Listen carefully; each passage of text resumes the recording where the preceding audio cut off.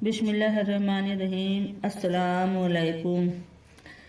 قصہ قربانی حضرت اسماعیل علیہ السلام کا۔ حدیث میں آیا ہے کہ ایک شب حضرت ابراہیم خلیل اللہ نے خواب میں دیکھا کہ کوئی کہتا ہے کہ اے ابراہیم اٹھو قربانی کر۔ تب حضرت نے فجر کو اٹھ کر 200 اونٹ ذبح کیے۔ اس طرح 3 دن تک خواب دیکھا، تینوں دن 200 اونٹ قربانی کیے۔ پھر چوتھی شب کو خواب میں دیکھا کہ اپنے فرزند اسماعیل کو قربانی کر سبحان اللہ، سچ ہے کہ خواب پیغمبروں کا نمبر ضلع وحی کے ہیں۔ فجر کو نیند سے اٹھ کر حضرت سائرہ خاتون سے کہا کہ آج مجھ کو خواب میں حکم ہوا ہے کہ اپنے فرزند کو قربانی کر۔ اسماعیل کے سوائے کوئی فرزند میرا نہیں، تم کہو تو میں وہاں جا کر اللہ کی راہ پر ان کو قربان کر دوں اور خدا کا حکم بجا لاؤں۔ حضرت سارہ نے کہا کہ بہت اچھا، اللہ کی راہ پر فدا کر دو۔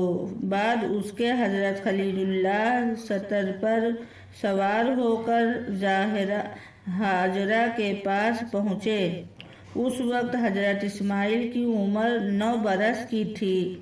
حضرت ابراہیم نے ہاجرہ کو فرمایا کہ اسماعیل کے سر کو کنگھی کر کے بال اس کے مکس و عنبر سے خوشبودار کرو اور سرما آنکھوں میں لگا کر پاکیزہ کپڑے پہنا دو کہ میرے ساتھ دعوت میں جائے گا۔ تب ہاجرہ نے ان کو نہلا دھلا کر کپڑے پہنا کر کہا کہ تم اپنے باپ کے ساتھ ضیافت میں جاؤ۔ حضرت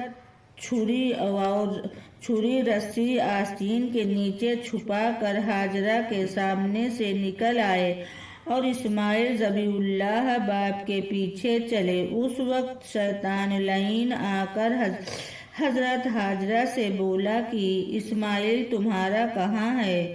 آپ نے فرمایا کہ اپنے باپ کے ساتھ ضیافت میں گیا ہے۔ شیطان نے کہا کہ افسوس، اس بیچارے کو ذبح کرنے اس کا باپ لے گیا۔ حضرت ہاجرہ نے کہا معاذ اللہ، تم نے سنا ہے کہ کبھی باپ نے بیٹے کو بے گناہ مارا ہے؟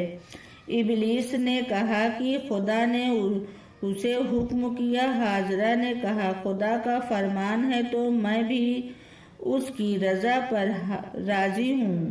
پس ابلیس حضرت اسماعیل کے پاس آیا اور کہا کہ مجریہ لڑکا ہے، البتہ راہ سے بھٹکا سکوں گا۔ تب کہا اے اسماعیل تو کہاں جاتا ہے؟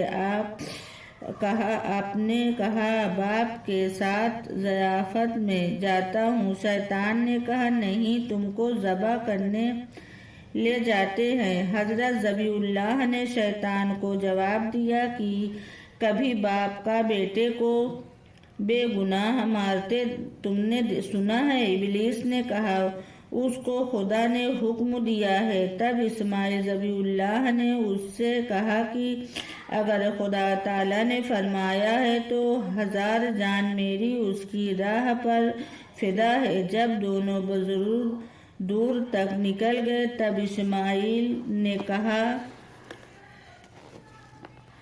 اے باپ میرے، مجھے اب کہاں لے جاتے ہو؟ حضرت نے فرمایا قول اللہ تعالیٰ فلما بلغ معه الحی قال یا بنیانی انی اری فی المنام انی اذبحک